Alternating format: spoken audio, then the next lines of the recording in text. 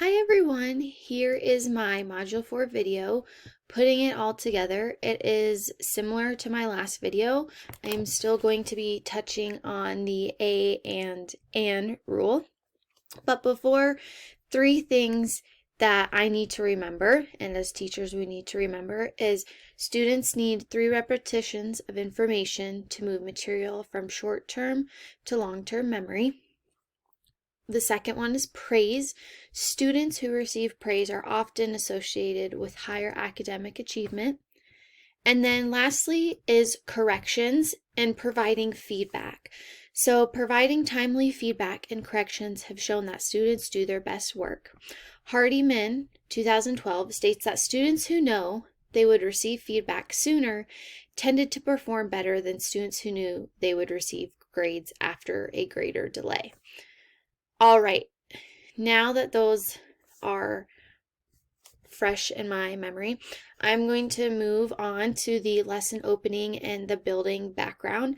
It's very similar to the last video as far as format, so I would start with reviewing class expectations, if needed, reminding students to sit quietly, turn on their listening ears, and catch bubbles when the teacher is talking. And then I would also praise students for good behavior. Next, I would briefly introduce the new skill with a few examples, which would be the a and. So an example of a first grade rule is when to use the articles a or an. So you use a before consonants and before vowels. So that would be a brief introduction, and then I would move on and review of previous skills that my students have learned. So that would be the skills of vowels and consonants, making sure students know what those are, because that will help students be able to distinguish when to use a and when to use an in a sentence. Next is modeling, which is I do. It is also very similar to Module 3 and my last video. So again, Anita Archer suggests doing 3 repetitions of information. They need 3 repetitions to move material from short-term to their long-term memory. So for example, we use a in front of flamingo, bat, and dog. So a flamingo, a bat, a dog. And we use an in front of elephant, igloo, and ant. An elephant, an igloo, and an ant. Next is modeling the application of the rule. So when students are actively listening during modeling, I will use the application of a rule in the form of sentences. So for example, George saw an ant, Fred saw a flamingo, and Hank saw a goose. And I would explain to students that we use a when we have a consonant. So F is a consonant, so we use a. G is a consonant, so we use a. A is a vowel, so we use an. So I would just explain to them, and then as a teacher, I would model, okay, this is how I'd write a sentence using a or an, and this is why I use a or an in the sentence. And then next would be our guided practice, which is what we do together as a class. So first, we start with gradual release across explanation, and I would do this through gradually repeat after me responses. So for example, a flamingo, a goose, a whale. And then we move on to an, so an alpaca, an eel, an igloo. And we would just do a variety of examples just to get students comfortable with a and an before moving into sentences. And then next are prompts. So the teacher can read a sentence. For example, Toad and Frog would like to eat blank apple. So then as a class, students would corely respond with an. So Toad and Frog would like to eat, and then I'd cue an apple. So Archer and Hughes also suggest that effective instruction also requires constant monitoring of student responses so that you can give high quality feedback, including corrections and affirmations, and can modify the lesson based on student performance. So this connects with my next 2 points as guided practice. So corrections, I would have students share their sentences with one another and give feedback. So it'd be similar to peer review as a paper, but they would just be looking at sentences. And then as my job as a teacher, I would be walking around the classroom, hearing them talk, discussing, oh, great job, I like how you used "and" in this sentence, a, or, oh, I don't think that's the right one, maybe let's ask for help. And then feedback, as a teacher, I need to remember that I need to give timely feedback so students can do their best. Hardiman suggests that evaluation in various forms should be happening during every phase of teaching and the learning process. And then next, I would explain how the rule applies to the solution. And in this case, our solution would be, how does A and apply to our everyday life? And I would do this more in a sense of a brainstorming type. So I would ask the question, and then as a class, we would brainstorm.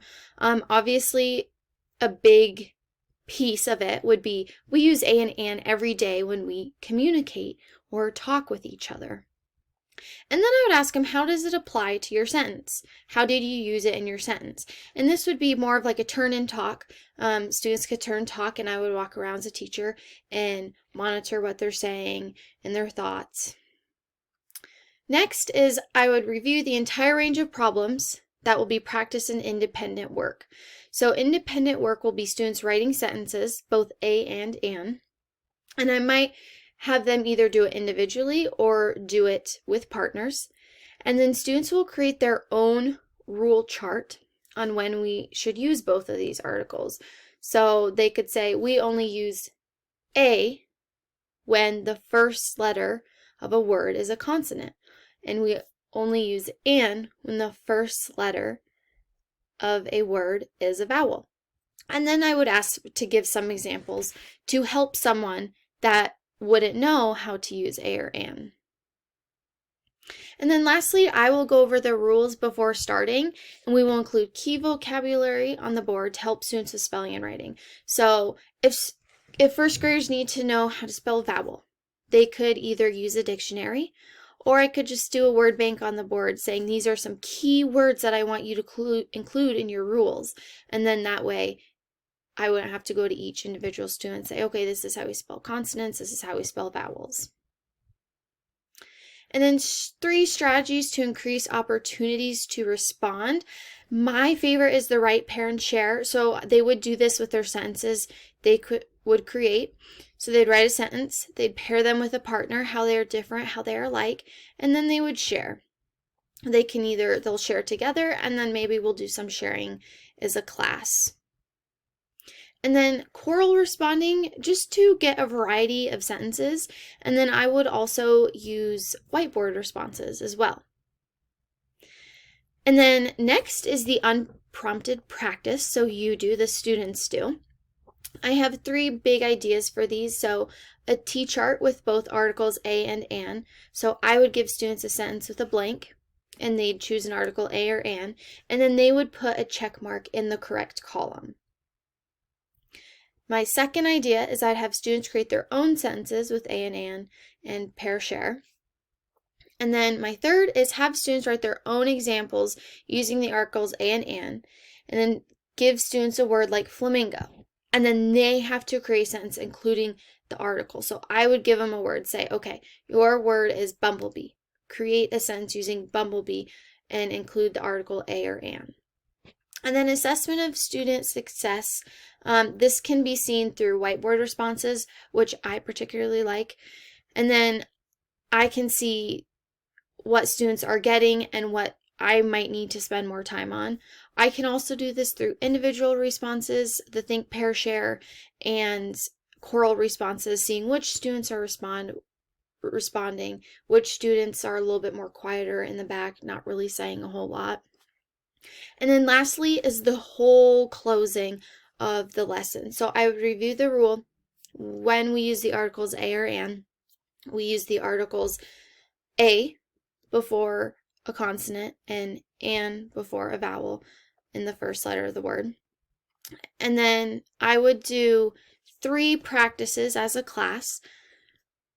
again before we are done with our lesson to help students transfer the information from short term to long term.